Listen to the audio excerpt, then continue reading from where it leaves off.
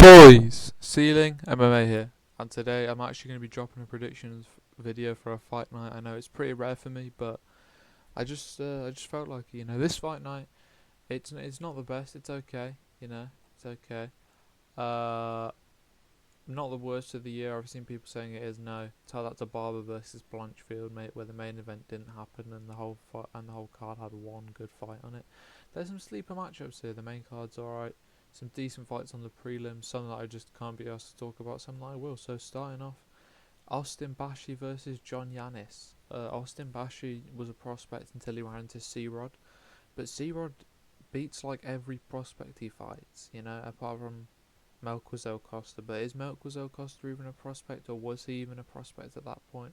I don't even know if you could call him a prospect. But whatever, yeah. Austin, that was C-Rod and Melquizel Costa was a fight that happened, right? I think I'm right when I say that. Anyways, I just think Austin Bashi's gonna win, because this was meant to be a Francis Marshall, who's actually very good, and I could have seen beating Austin Bashi. But he pulled out. Now we've got John Yanis, who is awful.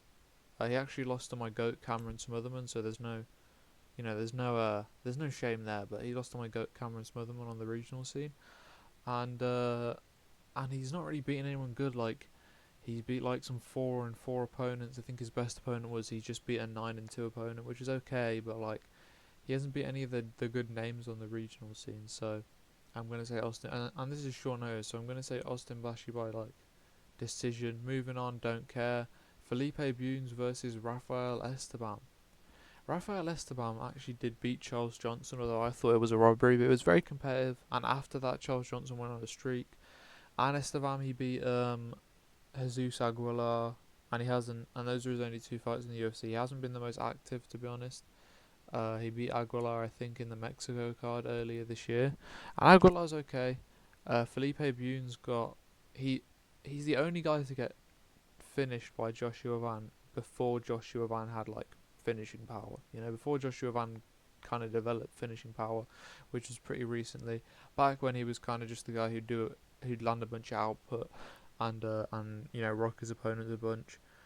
He did KO Felipe Bunes, and I don't see Felipe Bunes as like a flyweight who stands out. Whereas Rafael Esteban, I could see him getting ranked one day maybe. So I'm going to go Rafael Esteban by decision. He seems to be a decision kind of guy. Moving on, we have Rodolfo Vieira and Tresean Gore. This is another one I almost consider just being like, I can't be bothered to talk about. But I think Rodolfo Vieira will win this one. Tresean Gore's losing to Cody Brundage, and his wins are like when he just gets a guillotine, and Rodolfo Vieira is actually a really good grappler. I'm pretty sure he's coming off a loss to like Petrosky, maybe? Hold on, let me check. He's coming off a loss to Andre Petrosky. But I think Andre Petrosky probably beats Tresean Gore as well. So I'm gonna say Rodolfo Vieira will out-grapple Tresean Gore and win. Moving on, Nathan Fletcher versus Rinya. I'm gonna think that Rinya would be a favourite here, but I'm actually gonna pick Nathan Fletcher, and I'll tell you like why. Yeah, Rinya in his last fight against Gafurov, which he lost, looked horrible. He shot like a takedown. He was way too low output with the wrestling, and just didn't use it, even though like his whole thing is the wrestling base. And he got outstruck kind of easily by Gafurov. And even when he fought, I think it was Carlos Vera, that Ecuadorian guy who trains with Ryan Hall. He was like Carlos Vera. He was very inactive, and Carlos Vieira isn't very good, And Rinya was just very inactive, and he didn't really do much damage. He kind of just wanted a decision based on out wrestling him. Nathan Fletcher has good jiu-jitsu. He did just get robbed against Calvin Lochran, and I don't think Calvin Lochran's that good, but he's okay. He's pretty good. And I think Nathan Fletcher is going to be better on the feet here, because Rinya sucks on the feet.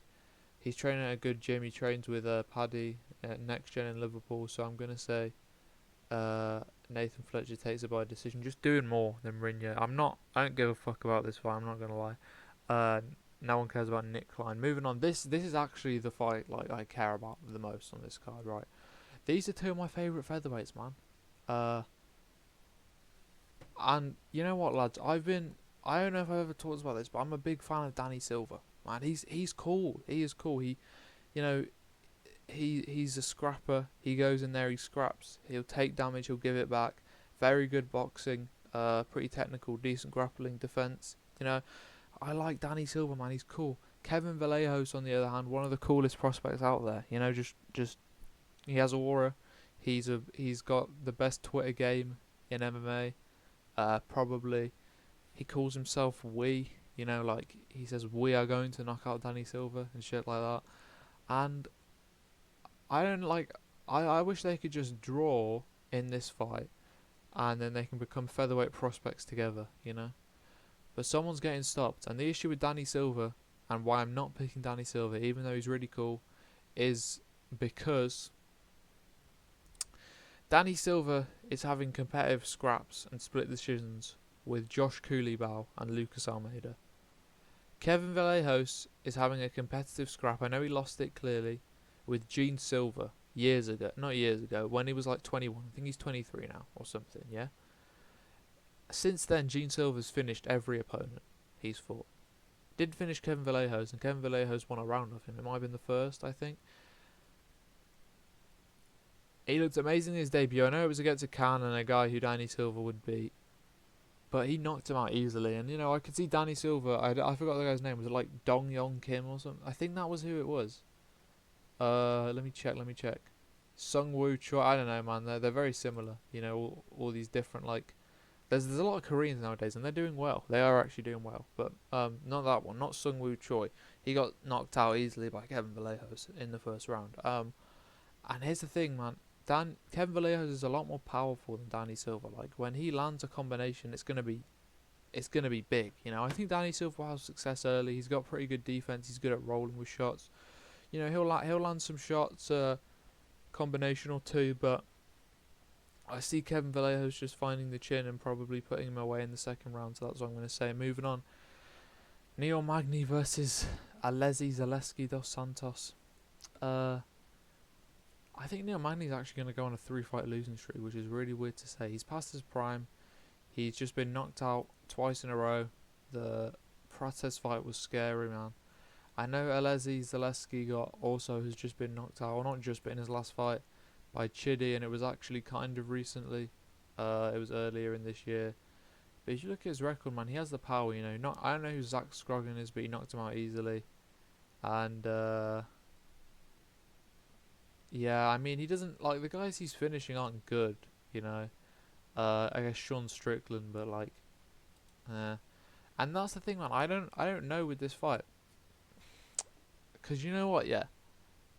The more I look into it, I know Alesi Zaleski's pretty powerful, but, like, he ain't finishing anyone good, and he's taking Max Griffin to a decision, you know? Like, I could very much see, Neil Magny winning this one by decision, you know, adding to his extensive resume of decisions, being able to mix it up, be a bit more versatile. So I'm actually going to go with Neil Magny. Moving on, I don't care. Esteban Ribovic versus Elvis Brenner. Elvis Brenner used to be considered, like, pretty good. Was it Garam he beat? I think he beat Garam. Yeah, he did. He knocked out Garam. And that was when everyone was impressed by him. And then he was a good prospect. And then he lost to Orobai. He was good. Orabai's very good. And Alvarez, who's also very good. This is what I'm going to say about both these guys. They both have wins or losses that have aged. They both have wins that have aged badly, you know. Elvis Brenner beat Garam, and back in the day, like, this was when Garam was like a beast, and it's like if you beat Garam, you know, you're gonna be at the top one day, because it's only a matter of time till Garam's at the top, right? And then Garam had a really competitive fight with Jordan Vucenic, who stepped up on short notice, and we were like, oh, Jordan Vucenic must be really good. And then Jordan Vucenic gets finished by Chris Duncan, and Garam loses to Carway Fernandez on the same card. And we're like, this level of lightweight isn't all that, you know? And that's, I think, the win that is aged not well for Elvis Brenner. Moving on, Ribovic. So he beat Daniel Zellhuber by split decision, right? And he recently lost to Nasrat. He could have won, he could have lost, I don't know. But then I look at who Esteban's beat, and it's like split decision over Zellhuber, who just got dominated by Michael Johnson in 2025. Beats Terrence McKinney. Elvis Brennan would probably chin Terrence McKinney. I don't even fucking know who that is, right? Ribovic is good, he's high output, he's a very fast striker. So I am going to lean Ribovic. You know, he's taken less damage in his career too, so I'm going to lean Ribovic. I could see Brennan getting it done though, but I'm going to lean Ribovic by a TKO. Moving on. Chris Duncan and Mateus Rebecki. Chris Duncan is weird, man. I think he's 2-0 in the UFC now. And just what's weird to me about Chris Duncan is like he should be losing a lot of these fights. He should be losing, and then he just gets a guillotine, and it's like, oh, good job, mate. And he's okay on the feet too. He knocked down Vucenic in the first round of their fight, but I don't think he's beaten Rebecki, man. Rebecki he's a bit of a tank. He's a very good defensive. He is a good defensive wrestler. He gassed a little bit in the last round against Oralbai, but he still won that round by dropping Oralbai. And he beat Oralbai, even though that was a scrap, it was a back and forth war. But Oralbai is good, man. Oralbai just had a dominant performance against some guy from Ryzen. But it's still impressive, right? So, yeah, I mean, look, if you look at who Rebecki's beat, right? Let's look at it. He lost to Diego Ferreira. Diego Ferreira is very good, man. I think Diego Ferreira is going to knock out Bobby Green, probably. You know, he's underrated as fuck. Roosevelt Roberts, whatever, finished him easily though. And it's look, he's beaten a lot of these guys. And Nick Fior's okay. And all these guys who should be beating, he's beating, you know. And he's losing to Diego Ferreira, who's very good. And he's well rounded. He can grapple. He's got, you know, good, powerful strikes. Pretty basic on the feet, but so is Chris Duncan. So I'm gonna say Rebecki is gonna decision Chris Duncan. Moving on to the main event. Tatsuro Taira and Hyun Sung Park, man. Hyun Sung Park taking this fight, yeah, on short notice. He was meant to fight Steve Erceg. He was meant to fight Steve Erceg, which was also going to be short notice, and I was going to pick against him there as well, even though there was a lot of people picking him. Let me see. Yeah, Taira's the favourite. Taira should be a massive favourite. I'm sorry. I think he's going to submit Hyun Sung Park in the first or second round. I'm going to say second because Hyun Sung Park has a decent ground game, and a lot of his game relies on getting to the back, just like Taira's. And he's looked good, and he beat Carlos Hernandez, who Taira beat, and he beat, I think, Shannon Riggs was the guy's name, and he finished him with a body shot. I think Taira's been working on his striking a bit since the Royval fight. You know, he got humbled a little bit there, but then it's like it's a learning experience. And if you go back and you watch that fight against Royval, by the way, who has been the #1 contender for like over a year, or had before the Van fight, right? Even if the Moreno win was a little bit fluky, if you know, you know. But still, Royval, Royval who looked good in that fight. If you watch the second and the fourth round, Tatsuro Taira was dominating him, man, and he won those rounds. And Royval is very good on the ground. He's crafty. You know, he's able to. In the rematch with Pantoja, he's not getting finished on the ground, and he's kind of forcing Pantoja to just keep him there and not be able to do much with it. And in both Moreno fights, I know the first time he got finished on the ground, but the second time, you know, he was alright, and I don't think Moreno got a takedown. I'm not sure. And he subbed Kai Kara-France. You know, Royval's a very good grappler. He's very crafty and difficult to deal with. And Taira doing that to him was impressive. I think he's going to be stronger than Hyun Sung Park, and I think he's just going to be able to out-grapple him and out-scramble him. So I'm going to go Tatsuro Taira winning this one by submission. And he should call out Moreno after this. I know he kind of ducked him a little bit. He declined him, and that's why Moreno had to fight Steve Erceg on Mexico. He should call him out. UFC Noche is like a couple of months away, I think. So he should call out Brandon Moreno. And yeah, let's just get some matchups made, man. I'm pretty sure they might be waiting to book Moreno for this fight. The winner versus Brandon Moreno would make sense. So yeah. And by the way, Hyun Sung Park could win. I just don't think he's going to. Like, he's pretty good. He's well rounded, but I don't see him winning this. Taira is very good. So yeah, that's everything, lads. That's what my predictions. Yeah. Hit a bit, lads.